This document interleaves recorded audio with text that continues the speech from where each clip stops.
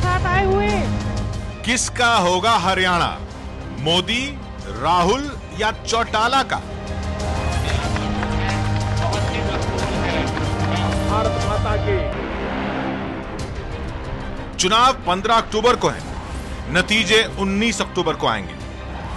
उससे पहले ABP news ने टटोला है हरियाणा की जनता का मन। एबीपी न्यूज और सर्वे एजेंसी नीलसन ने किया है हरियाणा का ओपिनियन पोल। जुलाई अगस्त में हमने 45 सीटों पर सर्वे किया था। इस बार 23 सितंबर से 3 अक्टूबर के बीच हुआ सर्वे। 90 में से 23 सीट पर सर्वे किया गया और पिछली बार की 22 सीटों को मिलाकर कुल 45 सीटों के आधार पर ओपिनियन पोल की गणना की गई है। इस बार कुल 4234 वोटरों की राय ली गई। यह survey European society for opinion and marketing research यानी ईसोमार के दिशा निर्देशों को पूरी तरह ध्यान में रखकर किया गया है। हरियाणा में क्या 10 साल पुरानी कांग्रेस सरकार की वापसी होगी? हरियाणा में मुख्यमंत्री पद की पसंद कौन है? क्या हरियाणा में अब भी मोदी लहर है? सारे सवालों के जवाब के लिए देखते रहिए हरियाणा का ओपिनियन पोल।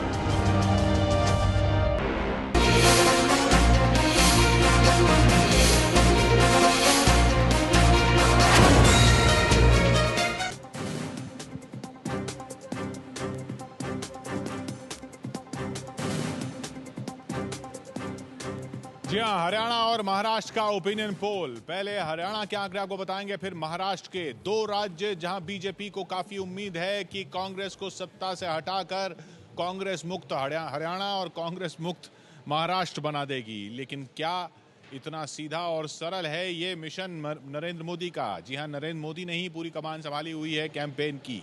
क्या होगा महाराष्ट्र में, क्या होगा हरियाणा में? हरियाणा की 90 सीटें, महाराष्ट्र की 288।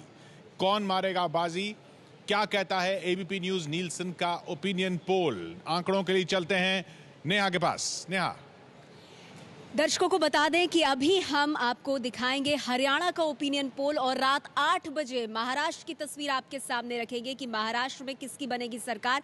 लेकिन अभी हरियाणा की बात करते हैं। 90 सीट, मोदी की पहली परीक्षा, हरियाणा का ओपिनियन पोल। और रात 8 बजे महाराष्ट्र की 288 सीटों का ओपिनियन पोल होगा आपके सामने। क्या यहाँ वाकई में बीजेपी एक बार फिर मजबूती के साथ उभरेगी? 2009 के सबसे पहले हरियाणा के नतीजे देखते हैं। कुल 90 सीटें, बीजेपी को तब महज 4 सीटें मिली थी। ओम प्रकाश चौटाला की आईएनएलडी को 31 सीटें, कांग्रेस को जीत मिली थी 40 सीटों के साथ, हरियाणा जनहित कांग्रेस को 6 और अन्य के खाते में 9। ये तस्वीर थी 2009 की। लेकिन अब मोदी लहर के भरोसे बीजेपी एक चमत्कार की उम्मीद कर रही है। आज का सर्वे आपको दिखाया, उससे पहले अगस्त का जो हमारा सर्वे रहा उसमें क्या तस्वीर आई थी वो बता दें। अगस्त का सर्वे कह रहा था कि 90 में से 43 सीटें बीजेपी को मिलने का अनुमान, हरियाणा जनहित कांग्रेस को महज 3, कांग्रेस को सिर्फ 16, आईएनएलडी को 26। ये तस्वीर अगस्त के सर्वे की बन रही थी। और अब अक्टूबर में तस्वीर क्या कह रही है, आंकड़े भी आपको दिखाएंगे, वो जो तस्वीर को और साफ करेगा। लेकिन उससे पहले कुछ बहुत अहम सवाल हरियाणा की सियासत में। हरियाणा चुनाव में सबसे बड़ा मुद्दा क्या है? जनता कहती है 24% लोग मानते हैं भ्रष्टाचार सबसे बड़ा मुद्दा है। 59% विकास को मुद्दा माना गया है। 13% सत्ता परिवर्तन, 4% इस पर राय नहीं बना सके। यानी विकास सबसे बड़ा मुद्दा, वो मुद्दा जिसको नरेंद्र मोदी लगातार अपने भाषणों में आगे करते रहते हैं। दूसरा अहम सवाल, हरियाणा में मुख्यमंत्री पद की पहली पसंद कौन? क्या कहते हैं आंकड़े आपके सामने रखें। भूपेंद्र सिंह हुड्डा, 29% लोग पहली पसंद मानते हैं हुड्डा को मुख्यमंत्री के लिए। तो इस रेस में सबसे आगे भूपेंद्र सिंह हुड्डा, बीजेपी के कैप्टन अभिमन्यु दूसरे नंबर पर 14% पसंद के साथ, राव इंद्रजीत सिंह 13% और आईएनएलडी के अभय चौटाला 11%। तो तस्वीर चाहे जो भी निकले, लेकिन भूपेंद्र सिंह हुड्डा अभी भी लोगों की पहली पसंद हरियाणा में मुख्यमंत्री के तौर पर। तीसरा अहम सवाल, हुड्डा सरकार का काम कैसा रहा? बहुत अच्छा मानने वाले महज 9%। अच्छा मानने वालों की संख्या अच्छी खासी है, 32%। औसत मानते हैं 33%। खराब मानने वाले 21, बहुत खराब 4%। तो अगर परफॉर्मेंस की स्तर पे भी देखा जाए तो बहुत अच्छा से अच्छा मानने वालों की संख्या ठीक ठाक है। वाड्रा लैंड डील में कांग्रेस की छवि खराब हुई, इस मुद्दे को बहुत ज्यादा भुना रही है बीजेपी। हाँ, 40% मानते हैं हाँ इससे कांग्रेस की छवि खराब हुई है, 37% मानते हैं नहीं, वाड्रा डील से कांग्रेस की छवि पर नुकसान नहीं हुआ, और 23% इस पर राय नहीं बना सके। एक और अहम सवाल, मोदी मैजिक हरियाणा चुनाव में चलेगा? लोकसभा चुनाव जितना नहीं चलेगा, ये संख्या सबसे ज्यादा 41% लोगों का मानना है कि इस मैजिक में कमी आई है। 19% अब भी मान रहे हैं हाँ ये चलेगा। 23% कह रहे हैं लोकल मुद्दे चलेंगे। 17% इस पर राय नहीं बना पाए, लेकिन 41% ये कह रहे हैं कि लोकसभा जितना तो मैजिक नरेंद्र मोदी का हरियाणा में नहीं चलेगा। तो ये चिंता का विषय जरूर होगा बीजेपी के लिए। और अब सबसे अहम आंकड़ा, सीटें किसको कितनी मिलेंगी, हरियाणा में किसकी बनेगी सरकार। यह है फाइनल तस्वीर हमारे सर्वे के हिसाब से आपके सामने। बीजेपी को 90 में से 36 सीटें मिलने का अनुमान। आईएनएलडी दूसरे नंबर पर आ रही है, देखिए 33 सीटों के साथ। कांटे का मुकाबला है बीजेपी और आईएनएलडी के बीच, और यह आंकड़ा अपने आप में बहुत दिलचस्प हो जाता है। कांग्रेस बहुत खराब स्थिति में जा रही है, 15 सीटों पर सिमट रही है। हरियाणा जनहित कांग्रेस महज 3 सीटें, लेकिन यहां बीजेपी और आईएनएलडी में कांटे की टक्कर। बीजेपी को 90 में से 36 सीटें, सबसे बड़ी पार्टी जरूर बन रही है, लेकिन अपने दम पर बहुमत नहीं मिल रहा। और आईएनएलडी बहुत बड़ी चुनौती हरियाणा की सियासत में पेश कर रही है। अब वोट शेयर पर एक नजर डाल लें। बीजेपी का वोट शेयर हमारे ओपिनियन पोल के मुताबिक 27% रहने का अनुमान है।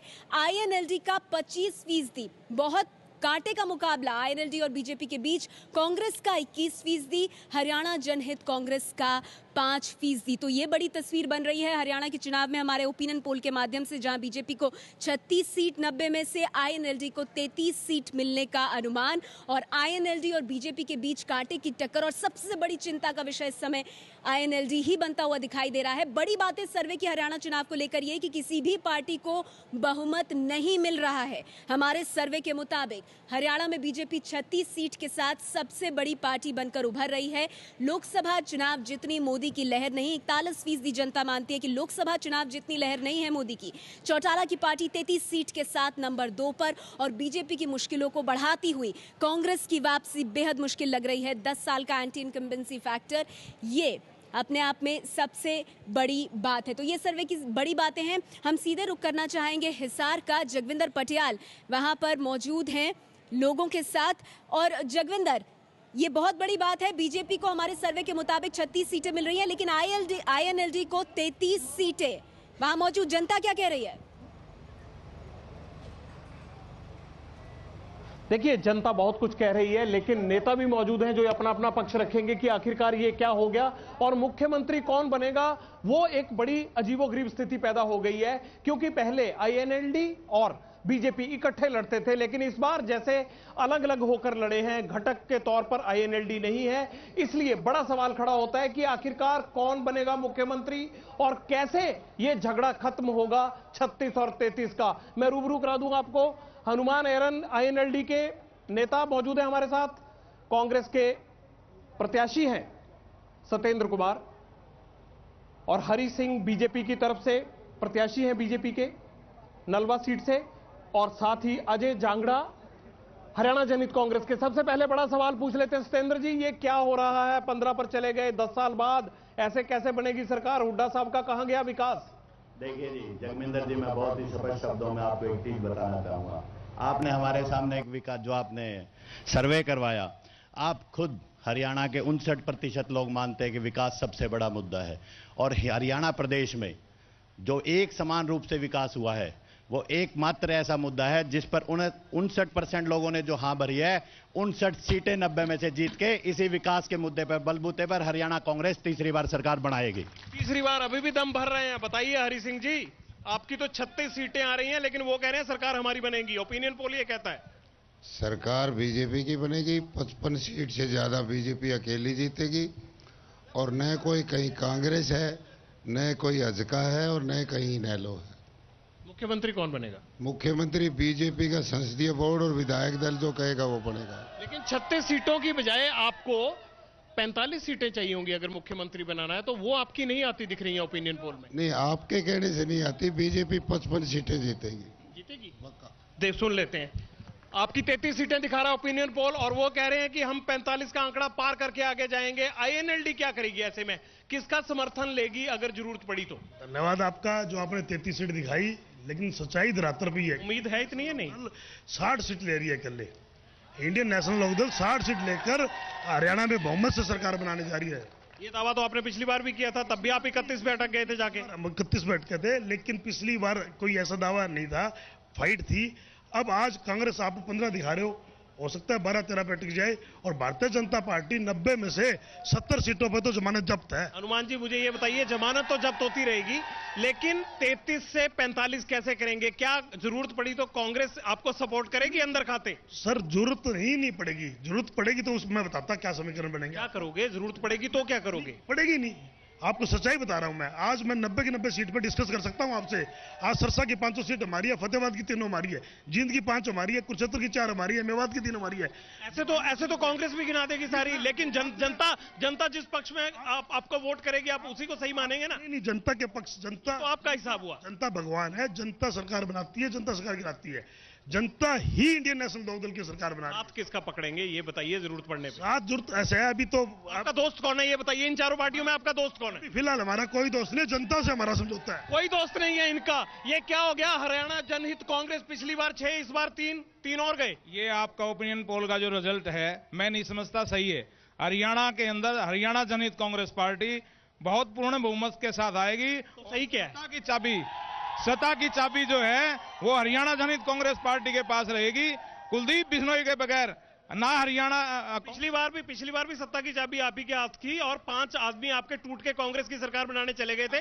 चाबी लेके आप घर में बैठे रह गए। नहीं, चाबी लेके हम घर में नहीं बैठे रहे, गलत तरीके से 5 साल बैठे रह गए आप। कौन है गलत? कल डिसीजन आया है कि उनका पाला बदलना गलत। वो जनता के सामने है, आप लोगों के सामने है। हरियाणा के अंदर कुलदीप बिश्नोई जी ईमानदारी और साफ सुथरी राजनीति करते हैं। अगर कोई विधायक झूठी राजनीति करके और कांग्रेस सत्ता के अंदर जाए तो वो बहुत गलत तरीके से जनता। पछतावा है कि नहीं? बीजेपी का साथ छोड़ने का पछतावा हो रहा है? नहीं, कोई पछतावा नहीं है, सब जनता जानती है।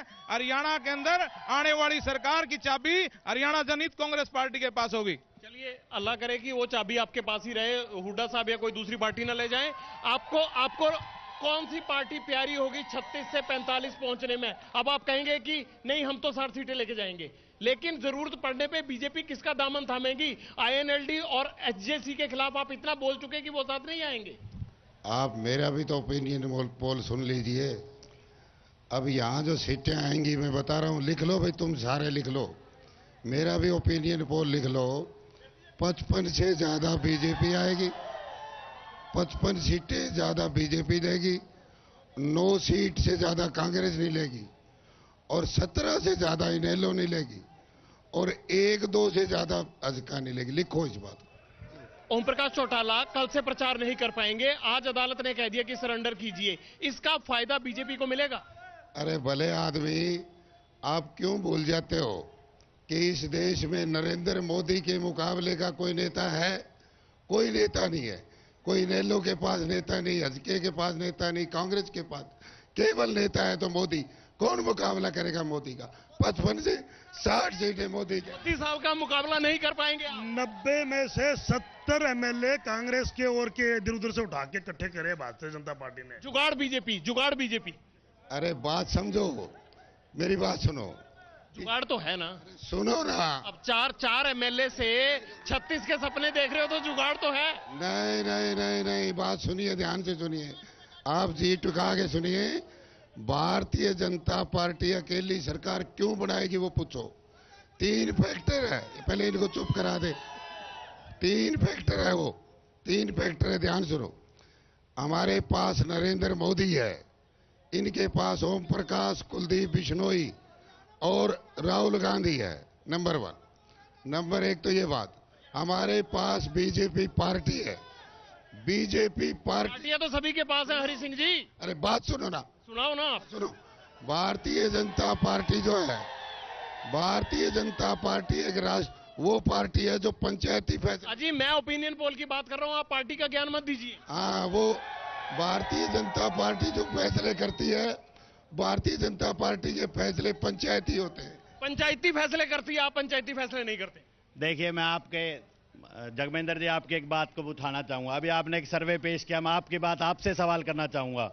विकास का मुद्दा 59% लोग मानते हैं विकास का मुद्दा है, 10 साल की एंटी इनकम्बेंसी भी होती है सत्येंद्र जी। 74% लोग अब भी मानते हैं कि भूपेंद्र हुड्डा का शासन, कांग्रेस सरकार का शासन एवरेज से अच्छा है। अगर आप परसेंटेज मानते, एक सेकंड सुनिए, आप परसेंटेज मानते हैं, एक सेकंड, आप परसेंटेज सुनिए, आप परसेंटेज मानते हैं, मेरी बात सुनिए ना, मेरा सवाल सुनिए। आप परसेंटेज मानते हैं कि एबीपी न्यूज नीलसन की ठीक है, आप ये मानते हैं कि भूपेंद्र सिंह हुड्डा नंबर 1 पे मुख्यमंत्री है, लेकिन आप 15 सीटों की बात नहीं मानते हैं, क्यों? मैं यही कह रहा हूं, कहीं ना आपको जो मीठा मीठा वो गप गप, जो कड़वा कड़वा थू थू, कहीं ना कहीं तकनीकी खराबी हुई है, कहीं ना कहीं तकनीकी त्रुटि हुई है। मैं आपको बताना चाहूंगा, नरेंद्र मोदी जी कहते थे अच्छे दिन आने वाले हैं, आज वो कड़वी घूंट पीने की बात करते हैं। सरकार चाहे केंद्र की हो चाहे राज्य की हो, नीतिगत फैसलों से चलती है, योजनाबद्ध तरीकों से चलती है। जो सरकार योजना आयोग को खत्म करने का काम करे, वो किस तरह की विकास की योजनाओं की बात करती है। मैं आपको फिर, आप सहमत है कि बीजेपी का, ये कह रहे हैं कि बीजेपी का एजेंडा जो है विकास का एजेंडा नहीं है? बीजेपी का एक एजेंडा है। बीजेपी इस चुनाव से एक काम जो अच्छा करने वाली है, वो 90 की 90 सीटों पे अपने आदमी ढूंढ लेगी। वो कहते हैं कि हमारे को चलो इस बार चुनाव में जीत तो नहीं मिलने वाली। ये मास्टर जी कह रहे हैं मोदी को सीएम बनाओगे क्या? 90 की 90 सीटों पे मोदी को खड़ा कर दो। मोदी ने मोदी को मुख्यमंत्री बना दो कहते हैं, प्रधानमंत्री की कुर्सी छुड़वा दो, उनको मुख्यमंत्री बना दो, क्योंकि आपके अलावा, उनके नाम के अलावा कोई और है ही नहीं, सारा दिन उसी की मंगला जपते हैं। अरे भले आदमी, आप देखते हो पूरे हरियाणा में जहां भी कहीं भीड़ इकट्ठी होती है, कोई ओम प्रकाश चौटाला के नाम से या हजका के नाम से या हुड्डा के नाम से भीड़ होती है क्या इकट्ठी? दूसरी बात और सुनो, दूसरी बात ये सुनो, दूसरी